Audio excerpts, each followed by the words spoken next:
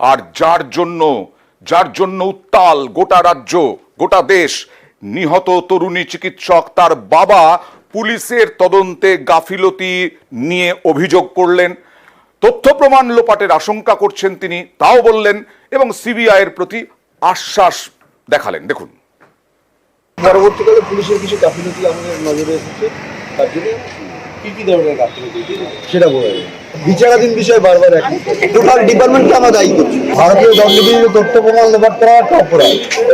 নিশ্চয়ই সিবিআই ব্যাপারটা দেখবে। কি করে বাইরের একটা লোক এসে জানবে যে আরজি করে তাণ্ডব আসলে মূল বিষয়কে অন্যদিকে ঘোরানোর চেষ্টা, অভিযোগ নিহত তরুণী চিকিৎসকের বাবার। এই সমস্ত বিষয়টাকে ওইদিকে মুভ করার জন্য এটাই তো আমরা বুঝতে পারছি। কারা করেছে, কে করেছে, এই বিষয়ে তো আমরা বলতে পারবো না।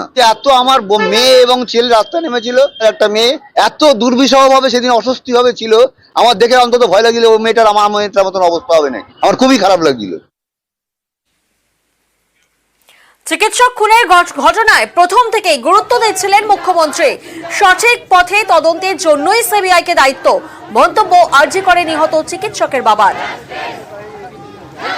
উনি প্রথম থেকেই চেষ্টা করছিলেন বিষয়টাকে গুরুত্ব দেওয়ার জন্য এবং গুরুত্ব দিচ্ছেন, এটাও আমি দেখতে পাচ্ছি। উনি তো সিবিআই কে দেবেন বলেছিলেন, কিন্তু আমরা আগে থেকেই সেটাকে সিবিআই যাতে হ্যান্ড ওভার হয়, এর কোনো সমস্যা তৈরি না হয়, সেজন্যই আমরা সিবিআই কে দিই।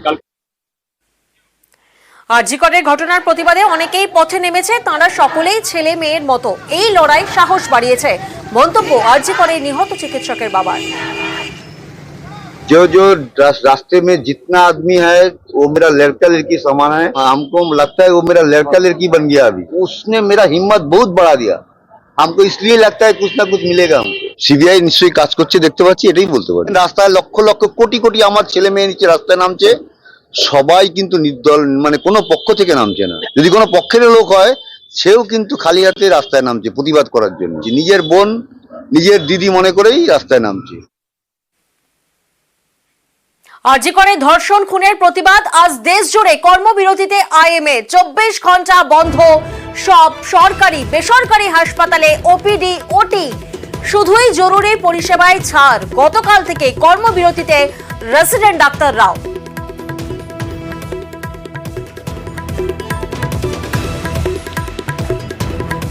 দেশ জুড়ে 24 ঘন্টা কর্মবিরতির ডাক, শুধুমাত্র জরুরি পরিষেবা খোলা রয়েছে।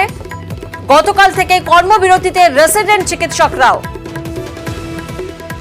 আরজি করে ধর্ষণ খুনের প্রতিবাদ, যার জেরেই কিন্তু 24 ঘন্টা দেশ জুড়ে কর্মবিরতির ডাক আইএমএ।